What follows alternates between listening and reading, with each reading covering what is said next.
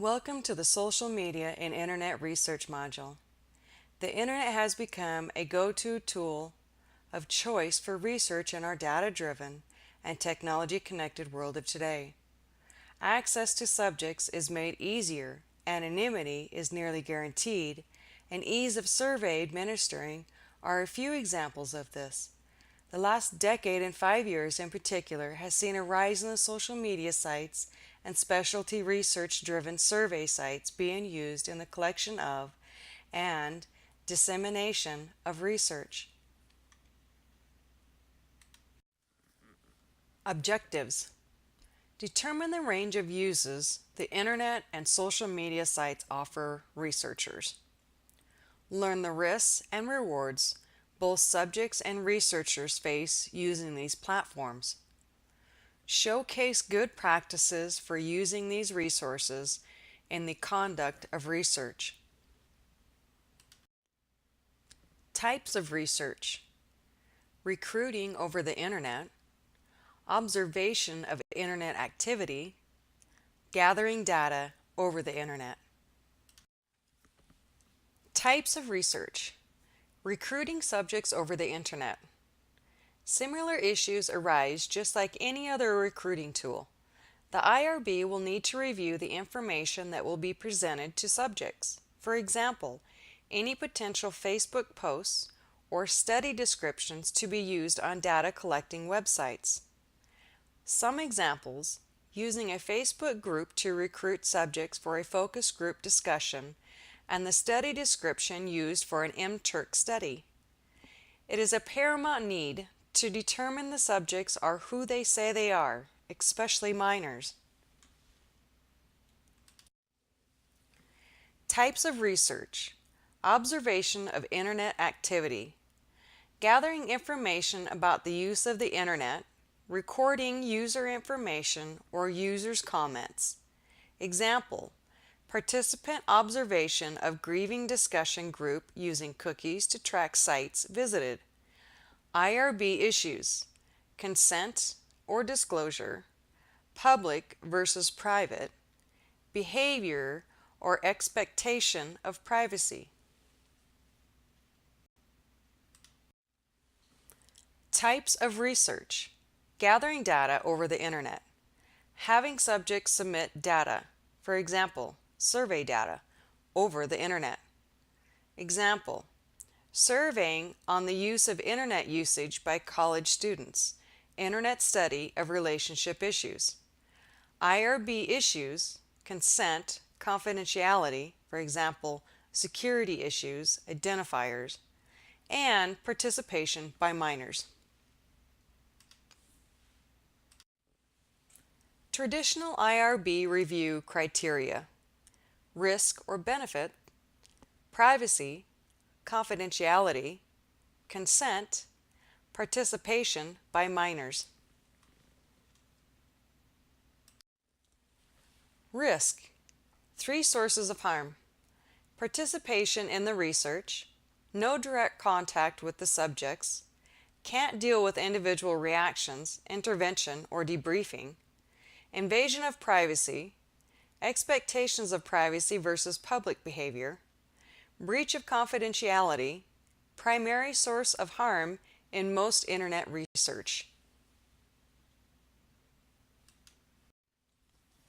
Benefits: conducting research on the Internet raises concern about the reliability and validity of the data, skewed subject populations, ease with which subjects can mislead investigators, difficulty in preventing multiple submissions.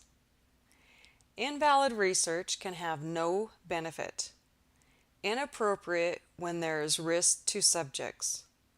Determining the appropriate risk to benefit ratio with Internet research has challenges, but diligence with design, screening, and tracking can lessen and remove the challenges.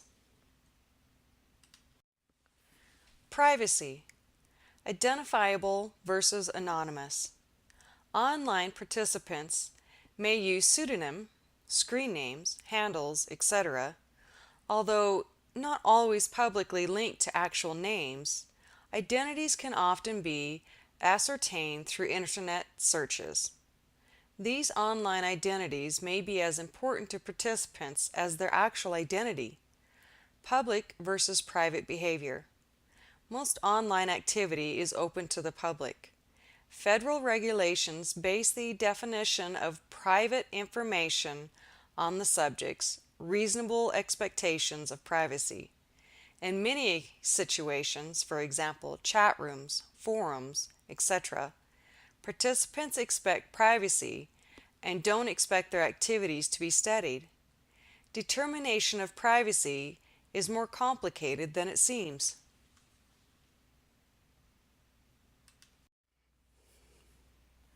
Confidentiality. Two potential sources of breach of confidentiality. Inadvertent disclosure. Investigators who sent out research database to entire listserv. Investigator whose computer was stolen. Deliberate attempts to gain access. No recorded incidents of hacking research data. Technology can provide reasonable security but cannot guarantee absolute security. Data transmitted via email cannot be anonymous without the use of additional steps. Almost all forms of email contain the sender's email address. Use an anonymizer, a third-party site that strips off the sender's email address. We servers automatically store a great deal of personal information about visitors to a website, and that information can be accessed by others. Consent. IRBs can waive the requirement for consent where appropriate. If consent is required, IRBs can waive the requirement for documentation of consent where appropriate. When deception or incomplete disclosure is planned, the steps for justification of the waiver is appropriate. It is important to note that much of the planned Internet research can be deemed to meet the exempt criteria for review, which does not require a full consent process or the need to document a waiver. Make sure to consult the Research Integrity Office with questions. Participation by minors. Where research qualifies for a waiver of parental permission, no additional safeguards are required.